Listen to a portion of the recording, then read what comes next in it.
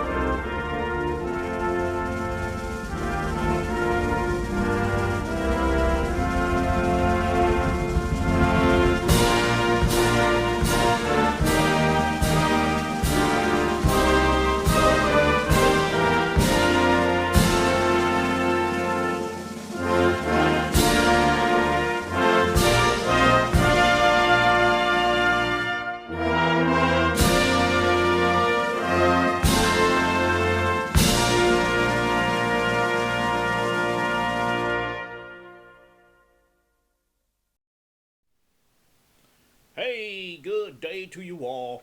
Welcome to Permanent Associates. I'm your host, Randy Perm, and I hope you all had a fantastic week thus far, and looking forward to the great, extraordinary weekend ahead of us, which includes Labor Day weekend. So, just as a disclaimer and an upfront notice, I would not be on Monday, but I'll be on the following Friday. So, don't don't uh don't panic and that I got canceled by somebody or another because that did not happen. I'm just taking the day off for Labor Day. That is all. But of course, it is Friday, and this is the time we take to thank our men and women who are serving our nation around the world, making their sacrifices and commitments in defending our Constitution, our freedom, and our way of life. We thank you, we salute you, and we wish you nothing but a best and safe journey back home to your friends, family, and loved ones, wherever they may be. With that being said, we have a jam-packed show today.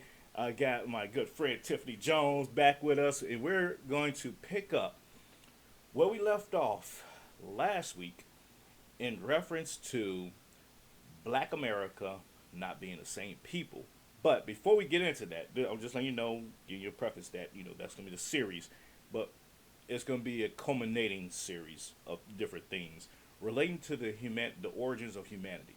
So, but before we get into that, I want to bring her on because I got a very, very, I guess you could say, an issue. I can't think of any other way to put it. Issue. But, ladies and gentlemen, without further ado, Tiffany Jones. Good evening, ma'am. How are you? Good evening. I'm doing well. Well, that's just a good day. California is nice. The weather's nice. We're experiencing a little bit more humidity than we'd like, but all good. Everybody. How is the tropical storm or hurricane or tornado Hillary doing? Did that go Well, away?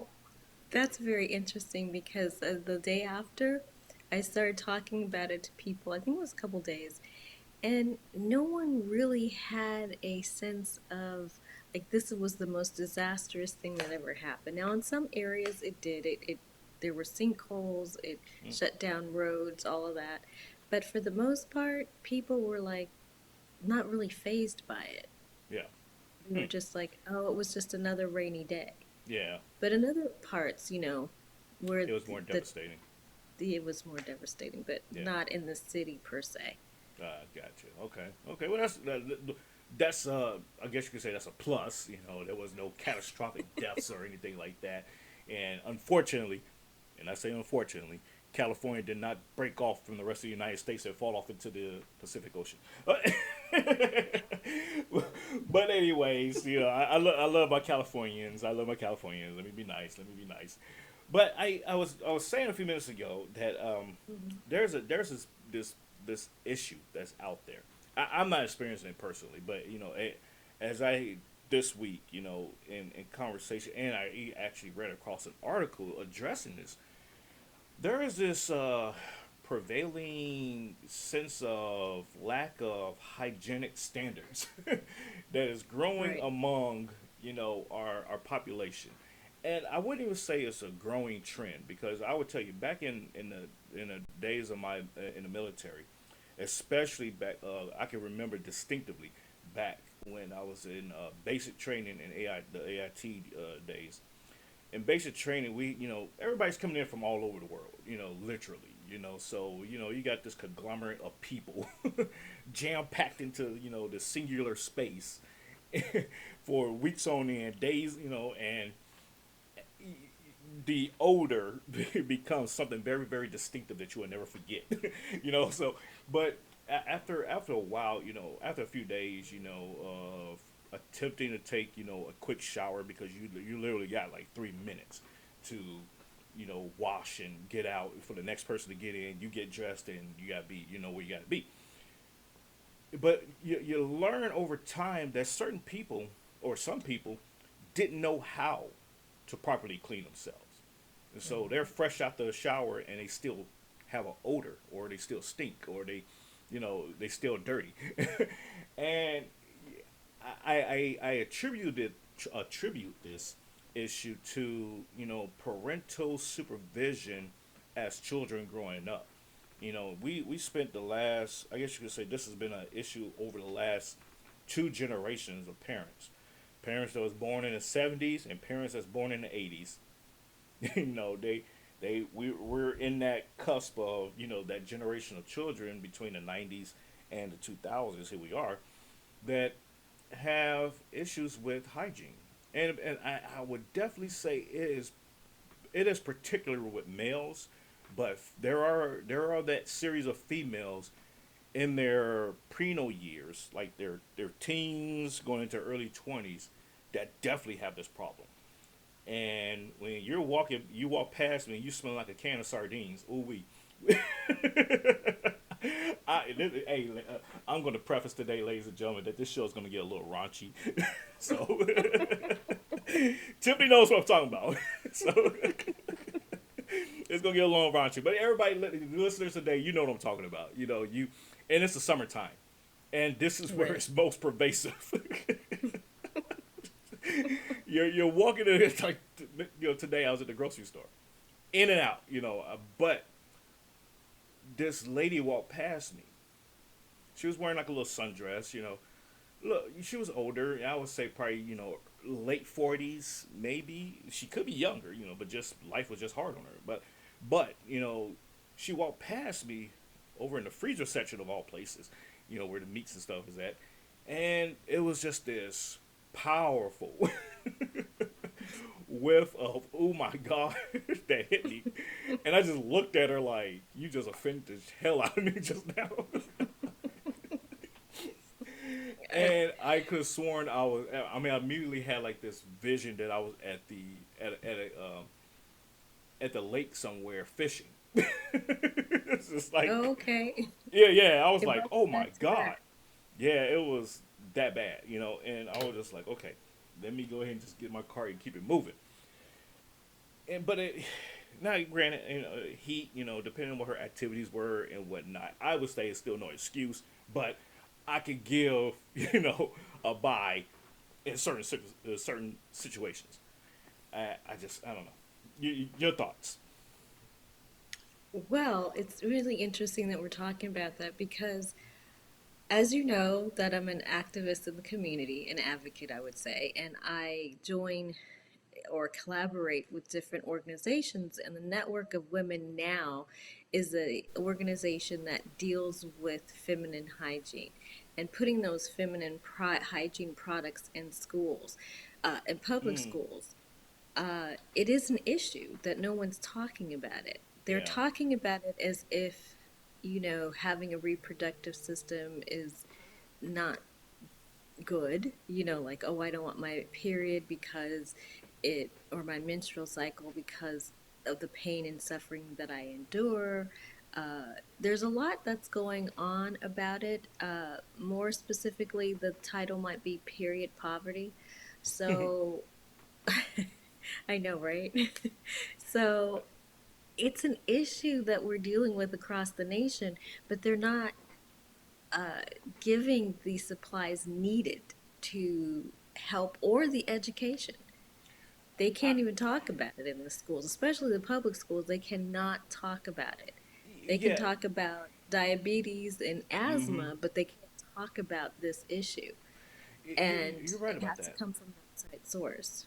You're right about that. You know, there is this, like, it's like a taboo to talk about feminine hygiene, even male hygiene, just hygiene. Period. It's like a taboo. It's Right. like that's something that, that's reserved strictly for the parents.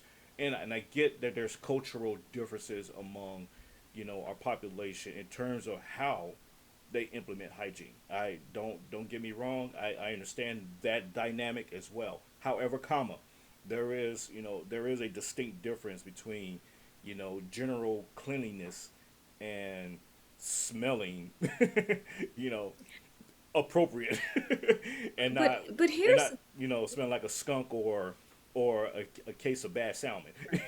So but there's you a know, difference.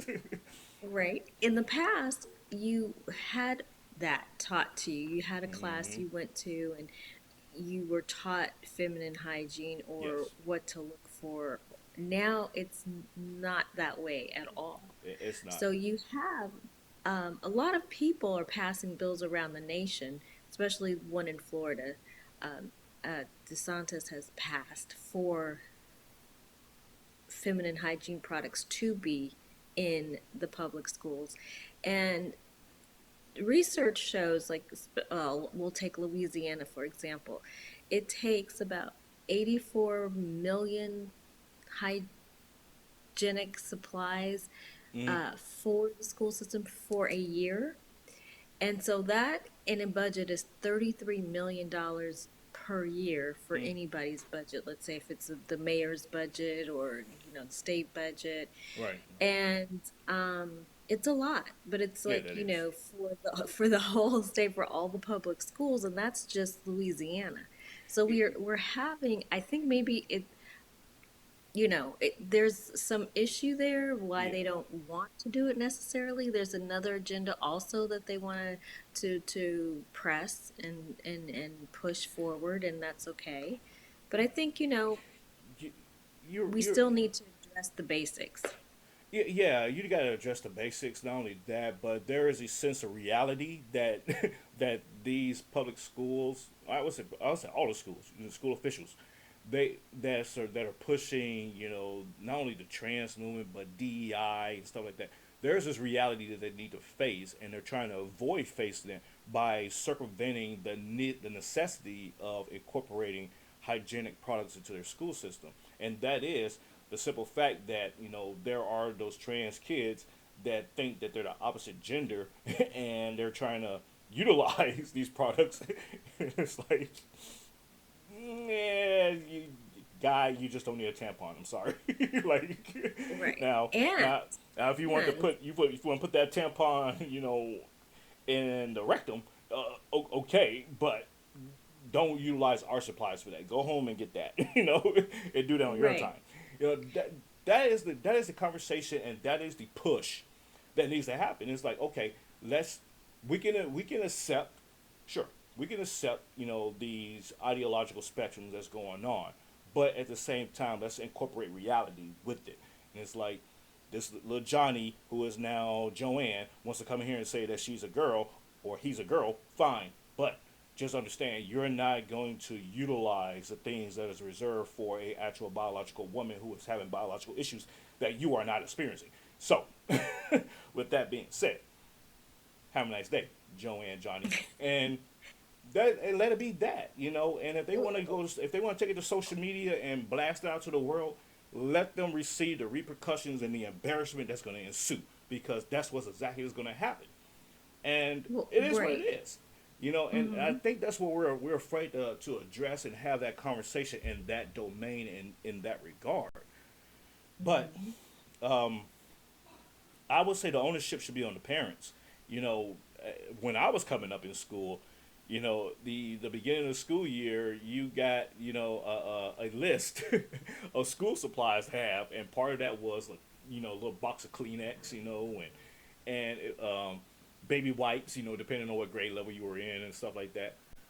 Well, it should be like a little addendum to that, a little section that says, "Hey, if you are a female, bring extra bring have a box of tampons or some tampons, uh, pads, maxi pads or whatever, and extra deodorant because females perspire a little bit more than guys in a smaller sense of things, just depending on their activities. But if they're in a cycle and they're perspiring, it tends to be a little bit more aggressive than a guy that's just Right. musty. It's just a little bit more aggressive. But Well, yeah, I mean, it's important. I mean, yeah, your haircuts, your teeth haircut, cleaning, teeth cleaning, you toenails cut, manicure, pedicure. manicures, Yeah, pedicures. I mean, lotion. Oh my God! Don't be walking around ashy, please. I know this is more commonly applied to the folks with melanation, but that should be like all backpacks. Well, most backpacks that is, they have that little pocket, that little pouch. That little outside pocket. That should be reserved for, or an internal pouch. Fine. That should be reserved for hygiene products. There's not many schools that's utilizing textbooks anymore, so you're not dragging around all these books anymore. well, So you have your it's backpack and there'll be a little section in there for hygiene products, deodorant, lotion, pads, hand sanitizer if you wish, and there you go. It shouldn't be a hard thing to incorporate from a household perspective. I understand what you're saying, Tiffany, in terms of it being a bill passed and this push for the well, I schools to mean, have these things, but I think it's the right. ownership on the parents. I understand I totally agree the ownership of the parents. But okay, see in California, our parental rights uh, are very, very limited. So you can, seventh grade, you can make a decision to have a gender change and not really consult your parents. So there's a lot that goes on there with the child having more of the power to decide what it is that they want to do. So your parent is not really considered anymore. And a Hmm. lot of laws have been passed to give the power to the child to say what they want to do, what they don't want to do. Um, and I That's a know that's that's a a big problem. push for, Republicans, school choice, parental rights, um, and we all should have a right to decide what we'd like to do for our children. But the way that it's going, the laws are just changing so that the parents are taken out of the equation. And And, so then what? Now what kind of society do we have? You don't have the parents that are there that could be there. And then you want to, people, well, why do they want private schools or charter schools? Well, well, yeah, quite this is why. frankly, it's not being the things that you would normally teach your children and have the authority to teach are done in those types of environments, charter schools and private schools. You're getting better Yeah, education and being healthier people in society. So you're it's absolutely just right. an issue, and it doesn't even have to be. We don't even have to go down the disposable route. Tampons cause breast cancer. That's a true statement, and that research supports that. Hmm. And not only that, we don't have to have disposable pads. We could do something sustainable, right? So I'm working together with this organization so that we can have sustainable pads. Or no, come on, so that they can, you know what I mean? So that it's not like they have to, Right. it's not left to just disposal all the time Yeah. because maybe they don't have the trash cans and maybe they're out in public, you know what I'm saying, Right. around the world. Yeah. So I it is an issue not only here, but around the world. Yeah, it is. It is, and I do agree. And for the audience that's listening and not watching, I held up a bottle of water when she said, uh, "There's alternatives," and just stick a water bottle up there and keep it moving. I'm joking, folks. I'm joking. I'm joking. But you're absolutely right. And the alternative is growing. Actually, is homeschool. And for California, it's unfortunate. And California's not the only place, but California, particularly, where they're stripping, it's happening up in Washington State, and Oregon as well, that they're stripping away parents' rights from dictating what their children can and cannot do, and what have you, and having that oversight, that overall oversight over their children in the public school environment. They're being stripped away from these rights. One thing that parents forget is that you have the right to Right. take your kid out of school and homeschool them. And I understand that there may be some economic barriers to that, but there are plenty of programs. I covered a show about this with a homeschool expert who has this program for affordability of homeschooling. There's that avenue, and then there's the options of parents banding together and going to the school board meetings and demanding that these policies are removed, or else they will face defunding and everything else. There are so many avenues that parents can like actively engage in to set the record straight and set the course straight. Hell, most of these the school board officials are elected, and this is why it's Mm-hmm. important that we understand when the ballot comes out and election time comes around, that you know who the candidates are. You vet these candidates, and the parties are Mm-hmm. involved in saying, "Hey, okay, we vetted these people.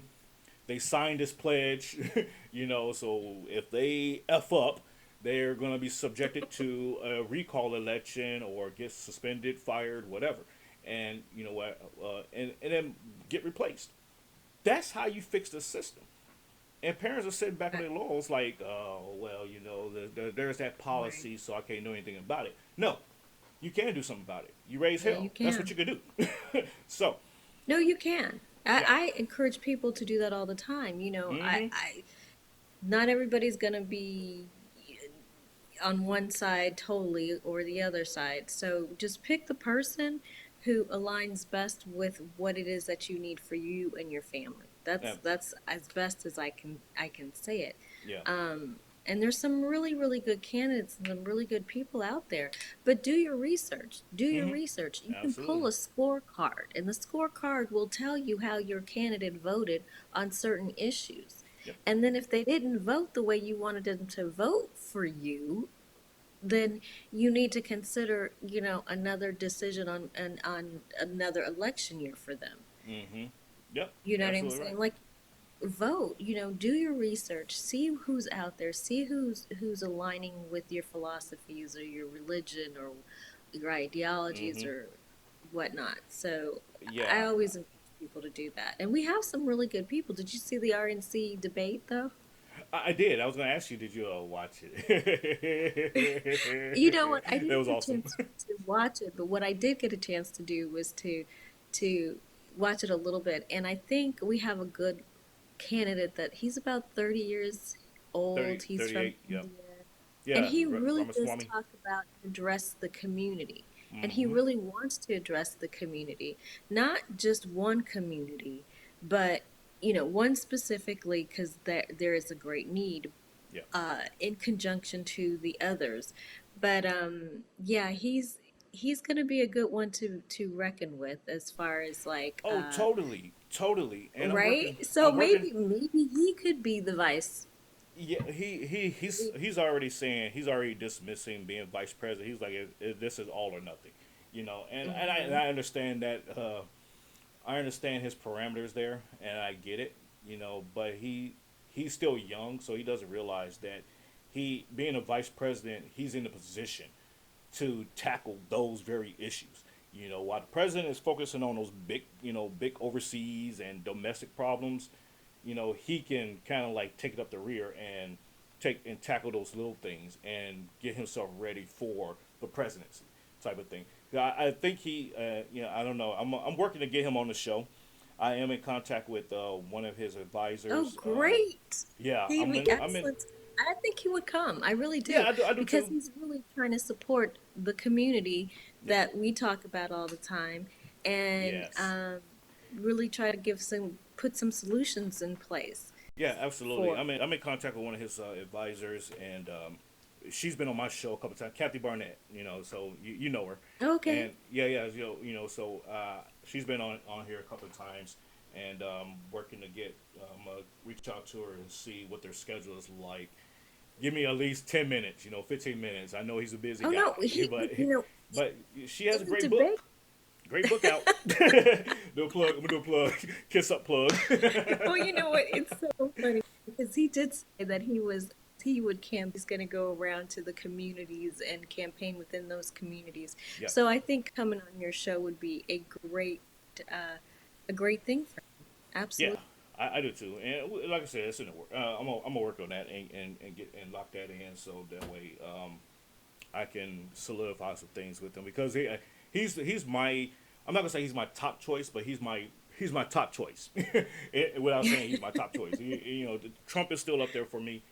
But if all else fails, is Ramaswamy all the way. Oh no, that You would know. be great. Oh, That that'd be a dynamic combination. team. That combination. Okay, Oh, the that's world would be on fire. Yeah, I would love it. okay. But I would say that. let's transition over to the origins of humanity. But first, I want to back up to last week a little bit so we refresh the audience's mind as to Hmm. what we closed out with. And here we go. I was gonna go to commercial break, but I'm gonna skip that right now because we are getting crunched on time now. So here we go. And as I said, the term Negroid, Caucasoid, and Mongoloid was invented by Europeans. It was invented in the early 20th century. You must understand where everyone's coming from. So some people argue that they're black because our skin is dark, but then that's also problematic because Australian Aborigines, are they black? Southern Indians, are they black? Nice. Yeah. So what is black? That's phenotype. We've got different culture. We speak an Afro-Asiatic language. So there's so many differences. We are closer. And we have We our are language. closer. If you look at us genetically, we are closer to the North Africans than the West Africans, and that's a fact. That's a Okay, fine. fact. Of North Africa. Do we all of us are all of us African? Yes, 100%. Yes. But are we black? No, we're not black. And I explained to you why. We've got a different phenotype, we've got a different culture, we've got different. We speak Afro-Asiatic language, but are we black? No, we're not black.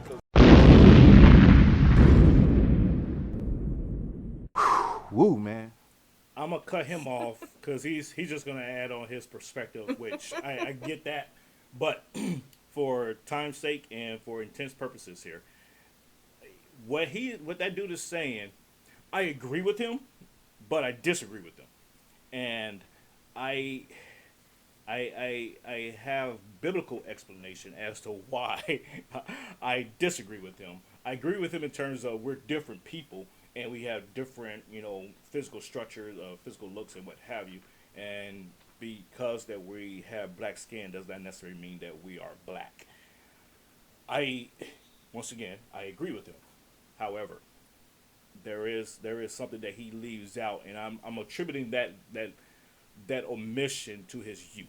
So here's the next segment, and then we'll get into it together.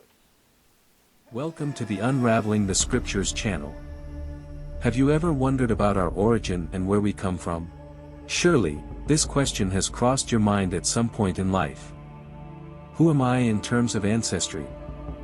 According to the sacred scriptures, what is my lineage, and from which people am I descended? In our video series, The Origins of Peoples According to the Bible, we explore in detail each ethnic group, but now we would like to discuss a little more about the three sons of Noah.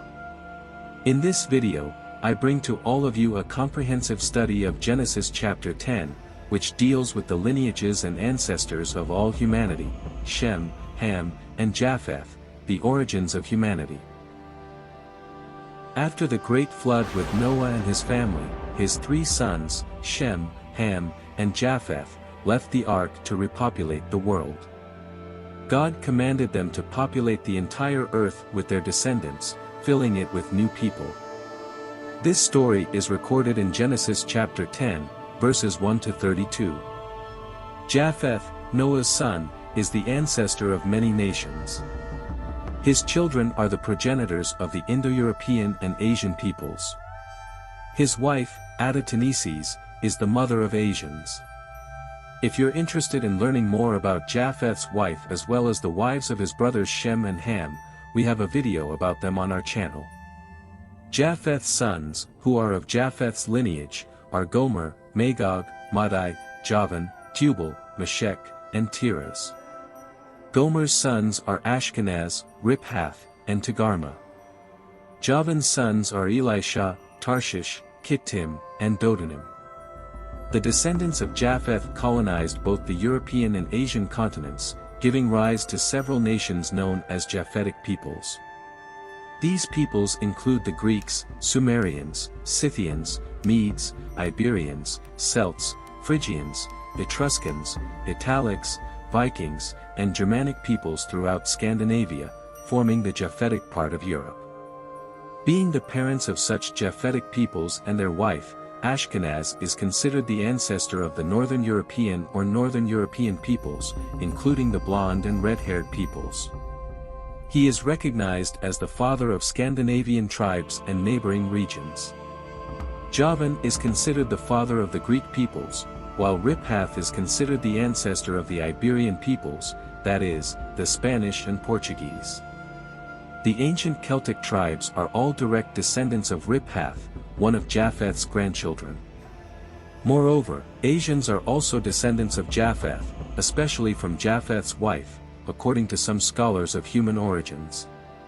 It is said that the name of Japheth's wife changed after the events of the Tower of Babel to something similar to Asia, and she became the matriarch of Asians. Togarma, Japheth's grandson, is considered the father of the Asian peoples. Togarma means broken or pulled. According to the prophet Ezekiel, Togarma is the father of many peoples from the far north. The biblical reference is in Ezekiel, chapter 38, Gomer and all his troops, the house of Togarma in the far north, and all its troops, many nations with you. An interesting observation is that Asians are the most numerous in terms of population. They represent the largest part of the world's population and are considered the descendants of Togarma. The house of Togarma encompasses many peoples from the far north, that is, from Asia. There are numerous peoples that have their origin in Togarma, but I will mention some of them here: the Chinese, Japanese, Koreans, Proto-Mongolians, Turkmens, among many other Asian peoples who descend from Togarma. This was the lineage of Japheth, which expanded and became numerous, as prophesied by Noah in his lifetime. We have a video on our channel that addresses the origin of Asian peoples. If you are a white person of European descent, you are a descendant of Japheth. And if you are a person of Japanese, Chinese, or any other Asian descent, you are also a descendant of Togarma and therefore a descendant of Japheth. Now, let's focus on the lineage of Ham, whose name means burnt or the color of something burnt or dark. He is the ancestor of peoples with black skin. The sons of Ham are Cush, Mizraim, Put, and Canaan. Cush had sons named Rama, Sheba, Sabta, Sabtika, and Havilah. Rama was the father of Sheba and Dedan. Cush was also the father of Nimrod, a mighty man on earth who defied God. He was responsible for the construction of the Tower of Babel. If you are not familiar with this biblical account, we have a video on our channel that addresses this subject. It is important to highlight that the name Cush literally means black or of black color. Cush, the original son of Ham, was the ancestor of many peoples. Mizraim, another son of Ham, fathered Ludim, Anamim, Lehabim, Naphtuhim, Pathrusim, Casluim, and Caphtorim. Canaan, the youngest son of Ham, is the one who received Noah's curse. It is relevant to emphasize that the curse was directed at Canaan and not at Ham, his father. Canaan fathered Sidon and Het. The descendants of Ham primarily inhabited Africa. Besides the African continent, they also settled in Australia and India. Canaan, on the other hand, inhabited the Middle East, along with a small part of Mesopotamia. The Hamitic peoples include the Sumerians, the Ethiopians in Ethiopia, the Nubians, the Libyans, the Egyptians, the South African and North African peoples. The native Indians of India, the first inhabitants there, also descend from Ham and are considered Hamitic peoples. The Aboriginal people of Australia, whom many request a video about, are also Hamitic peoples, and we will make a specific video for them if desired. They are descendants of Ham. The Dravidian peoples in India are clearly Hamitic, as their skin tone is black, reflecting the descent from Ham. The name Phut or Put means bow and refers to the tribal warriors and hunters of Africa. The name Cush, as mentioned earlier, means black, referring to the darker skin tone of many African peoples. Mizraim gave rise to the Egyptians, who were also black but with a brown skin tone. The descendants of Canaan were the Canaanite peoples, such as the Sidonians, Phoenicians, Hittites, Amorites, Jebusites, Hamathites, Girgashites, Hivites, Sinites, and Zemarites. They inhabited Lebanon, Jordan, and the Middle East region together with Canaan. These peoples were enemies of the ancient Israelites and were defeated and killed by them in great battles because they were considered practitioners of sorcery and witchcraft, which displeased God. Now, let's address one of the most interesting peoples, the indigenous peoples. What is the origin of this people according to the Bible and genetics? The Bible reveals to us that Togarmah was the father of many peoples, as described in Ezekiel 38 verse 6. Togarmah is considered the ancestor of the people with slanted eyes, due to the meaning of his name, which refers to eyes that are slanted or broken. It has been proven that indigenous peoples descend from Asian populations. In other words, the origin of this people lies in the lineage of Togarmah, a descendant of Japheth. However, there is also a strong mixture with the Hamitic peoples, or at least one Hamitic tribe, due to the brown skin tone observed in many ancient indigenous peoples, such as the Maya, Aztecs, and Incas. It is important to note that skin tones vary considerably among different indigenous peoples. Some Native Americans have lighter skin that closely resembles Asian populations like the Japanese. Therefore, the origin of the indigenous peoples inhabiting the Americas is rooted in the descent of Japheth, specifically from Togarmah, but also has a strong genetic influence from the Hamitic ancestry due to the brown skin tone. The slanted eyes are also a characteristic reminiscent of Asian populations, and this has been scientifically proven through genetics. Hence, indigenous peoples have their origin in Asia but also possess an influence from Hamitic ancestry due to their skin tone. In other words, indigenous peoples are descendants of both the lineage of Ham and the lineage of Japheth. Those with a more pronounced brown skin tone have a stronger ancestry from the line of Ham. An example of this is Native Americans, commonly known as Redskins. They are descendants of both Japheth and Ham. Now, let's explore the descendants of Shem to understand genealogies and the origin of humanity. This is a topic that is not often addressed but should receive more attention from various channels. Though somewhat controversial, it is a subject that unites all peoples because Shem and Ham were brothers, sons of the same father and mother, Noah and his wife. Shem is Noah's firstborn son, and the biblical text states that at the age of 100, he fathered sons named Arpachshad, Aram, Ashur, Lud, and Aram. Shem lived many years, reaching 600 years of age, and it is estimated that his descendants reached up to the 10th generation, including the patriarch Abraham. The sons of Aram were Uzi, Hul, Gether, and Mash. Arphaxad is the ancestor of Eber, who gave rise to many Semitic peoples, especially those who inhabited Mesopotamia and the Middle East. Among the Semitic descendants were the Elamites, Assyrians, Akkadians, Chaldeans, Sabaeans, Syrians, Arameans, Hebrews, descendants of Abraham, Moabites, Ammonites, Edomites, Israelites, Midianites, among others.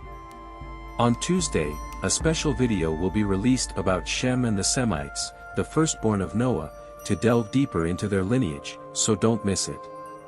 On the final screen, we will leave the playlist of our series, The Origin of Peoples According to the Bible, and in the description, there will be some videos related to the book of Genesis. I ask you to leave your like on this video and share it with people who are curious about genealogies and ancient peoples. See you soon. All right. I know for the listeners, for some of the listeners, that was probably some heavy stuff, but I wanna summarize all of that to say, at the end of the day, we're all cousins. No matter what your skin tone is, no matter where you came from in the world, we're all cousins. And so once we recognize that much, because we all know that we ascended from somebody, somewhere, in some point in time in history, we're related. So I want to get your thoughts, Tiffany. I got some more to add to that, but I want to get your thoughts on that. Yeah, oh, I know you do. But I will start to say that 4.4 million years ago was the origin of humanity. And that was Hmm. Lucy was here 3.2 million years ago of Ethiopian descent. So the origin of everything comes from Ethiopia. And I'm not taking this from the Bible, I'm taking it from language. When we go back and you trace the origin of language, you will go back to the sources being the Amharic and Tigrinya, right? Hmm. So now we have, and I've heard there's a man 4.4 million years ago that was actually, they have his remains, and I, forgive me, I forget his name. And then Lucy came about 3.2 million years um, ago and was known, and we have remnants of her. We have her bones and artifacts to claim that she came that early. So when you talk about Mm. the origin, and you're talking about maybe 3,000 years in comparison to millions of years ago, that there's such a wide difference. You're Y- talking y- about y- millions of years ago compared to, yeah, yeah, I got tens you. of thousands maybe in the biblical sense. So I what I got you. did was I collaborated with a friend of mine, and we took it from language. So we said, if, let's say, everybody, I'll give that people migrated out right after the big storm or whatever. Okay, so they migrated out of Africa, Right. right? And in that, which people don't understand, that migration took place because the albino, the half white, half black, you don't even know what's going on, right? So the migration out of Africa wasn't because God didn't like you. It was because out of love for you, they decided to let you go and migrate to an environment that would support your skin and for you to survive. Hmm. So now That's a most of the people, you're right. Now most of the people that went north, even the Chinese and the Asian people, they do relate to that Jephrath or what his Jeff, Jephram, what's Jeff his that, name? Jeff that. Yeah. And they are part of that tribe. That is true because as you move north, you start off with curly hair. As you start to go down, you migrated Hmm. to the northern, the climate changes, and so does your hair texture. So that's why you have straight hair from the Chinese and straight hair from the Europeans. So Hmm. I look at it from that perspective. I look for at it from both perspectives, but I just wanted to know it from a different perspective, in which language has a lot to do with how we Right. really got here. If science is included in this, and which they're going to find out more and more. Right now they're working on DNA. Bringing back the extinct animals. Hmm. Uh, you Hmm. know Yeah. so you had Stuart Brand who did that, and I was looking at a documentary about that. um you know Something is to be said that science has some, I'm not going to say all, but some part of the truth in their in their research. Right. And I agree. I do agree with you. And there is that there's a necessity. That's the word I was looking for. There's that necessity there to delineate that pre-flood era. The timeline of humanity expanded almost a good couple million years, no doubt. But we also have to consider that time is kind of like it's almost subjective, because in the Bible, the timelines are kind of like questionable, but nonetheless, when you look at it compared to science, yes, it kind of mirrors up a little bit. But you're right. There were people before the flood, and before they were wiped out, there were a few survivors, and those survivors were part of the Noah's Ark with Noah and his sons and his wives and what have you. So when we take that into consideration, and we look at the disbursement of that group of people, those 8 people, and how they reproduced, I question also that okay, Shem and his wife, they went and made, they had a couple of kids. Those couple of kids had to sleep with each other in order to have more kids, and so that that piece there is all left out, ubiquitously, in the grand scheme of repopulating the world. The relationships between everyone had to be like a double relationship in order to reproduce the rest of the world. So you fast forward through time, and there is another video that I will probably bring on for next week to continue this series. Because, ladies and gentlemen, this is going to be like a 4-part series, and it's going to discuss, the genetics of inbreeding and how that came about. And so it's important to, take into consideration, today a lot of people are retarded. I know, forget, I know I'm gonna get cussed out Well, for say it saying like that, it is. We but don't expect you not. right, and yeah, but it's true. A lot of people are, they have these issues. I will say that, whether it's physical or mental, because there is such an entwinement of our genetics. We're running around here, sleeping with and reproducing with our kinfolk that we don't even realize is, related to us. And this series will help, shape that, to say, our genetics are not that far apart. Just because we share, similar, same skin color or similar regions of origin and what have you, does not necessarily mean that we're not related.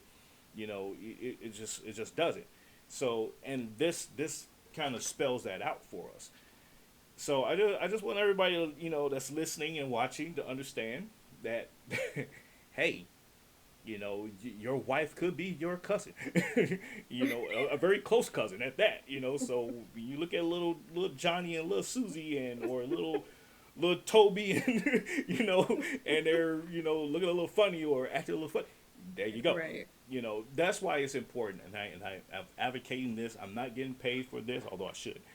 But I'm advocating for people to go out and get their DNA testing done, and through, whether it's Ancestry, 23andMe, and whatnot, and look at the database that's out there. It is a plethora of information that will discern what, your lineage and where you came from, who you are, and this and the other. Because a lot of us just simply don't know, and a lot of Right. us, we play this "I don't care" part because we know in the back of our minds whatever we may discover may disturb or disrupt our worldview of things that we currently hold.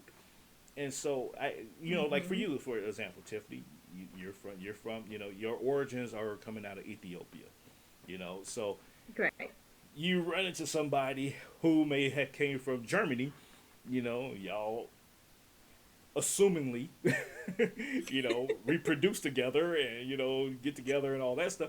Y'all could be third cousins, you never know. No, I mean, and that's what you have to look for in the South. Everybody Hmm. is like, once you meet Hmm. someone, you might be interested. Then you have to go and ask everybody, are they cousins? Yeah. Because you might That's true.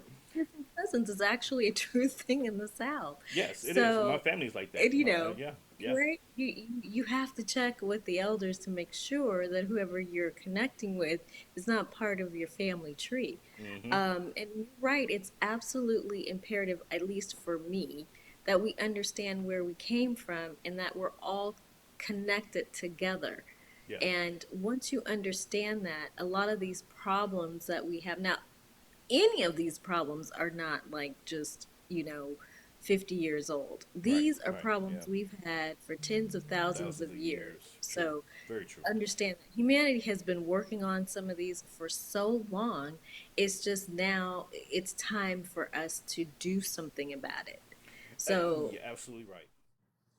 Yeah, I really feel that people, like I said, I'm so glad you're doing this series on, the origin of humanity because it's very, very important. And once you understand that we all are connected, that and every culture brings a uniqueness to the table.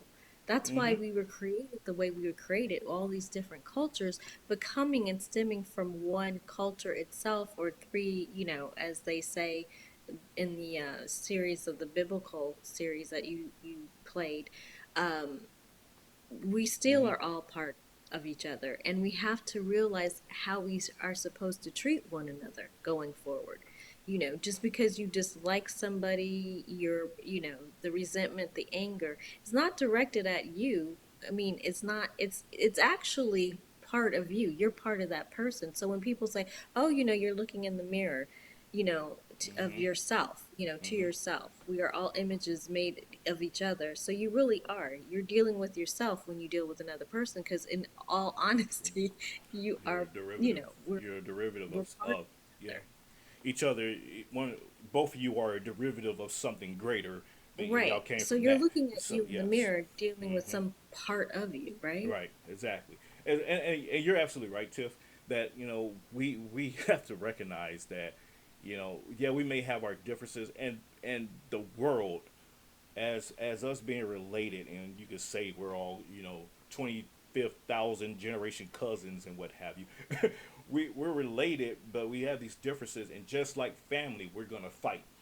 Even with my own siblings, we have our disagreements and what have you, and we may tussle about it. That's just life. And but if we recognize that, like, okay, our differences will be differences, and our Mm-hmm. cultures, even like even going back to my family, our it's weird because even with my 11 siblings, we all have like little different Wow. cultures about us, and it's weird. Although we came from the same parents, but we're just different, and our mentality, our lifestyles, and everything, it's just different, and Right. so once we recognize that that's going to exist, we Mm-hmm. can implement strategies and agreements, pacts, whatever you want to call it, to say, okay, although we're different in these ways, let's find what we are coefficient in and coexist, and without taking each other out and trying to eliminate each other from the Mm-hmm. face of the earth. Because at the end of the day, our posterity, our generations to come, are going to face these things, and what are we going to leave to them when they only thing that they would know is war, turmoil, and separation because of these slight differences versus looking at what unites us. And that's the key thing that I think that we should be striving towards. I'm all for a good fight, where warranted and necessary. However, we should still be able to come to the table at the end of the day and air out those disagreements and move forward, together. That's where Absolutely. And that's where I I stand think on it. this series is great. I think it gets us to a place where we have a better understanding of each other, and Mm-hmm. that we can get through the evolution of humanity Of yeah, a of little us, bit yes, better yeah, than absolutely. we have been. Mm-hmm. Well, that is it for us today, ladies and gentlemen. We are right on cue to end. So come back Yeah. next week, and we're gonna pick this back up. We're gonna get more in depth with the three lineages of Japheth, Ham, and Seth, but we're gonna do it by actual ethnicity groups. So, like I said, it's gonna be like Right. a 4 or 5 part We'll series. we'll bring I'll bring my evidence and research. Yeah. I have the book, and I'll tell you where I got it because we did some in-depth research, and then you know, Hmm. we'll compare a little bit. I'm Yeah, sure yeah, it's similar. yeah. No, it's gonna be fun. It's gonna be fun. So, ladies, we're gonna tie it. We're gonna tie it through some more history as well. So it's not just gonna. We're not gonna bore you to death with just the lineages of biblical times and whatnot. We're gonna tie it to a whole lot of other stuff. So keep it locked right here. Coming up in the next hour, we got Damon Quill, Global Impact. Be sure to go pick up his book, Leading on the World Stage. It is a phenomenal book. I'm almost done with it. I'm working on like several books right now, but I'm almost done with it. It is a great book, so be sure to pick that up, ladies and gentlemen. And we will catch you all, like I said, next Friday, not Monday. next Friday. And I hope you all have a safe and fun Labor Day weekend. And ciao, ciao. Thank you. Thank you. Take care. See you soon. You are watching the Exceptional Conservative Network. For more information, go to www.tecntv.com.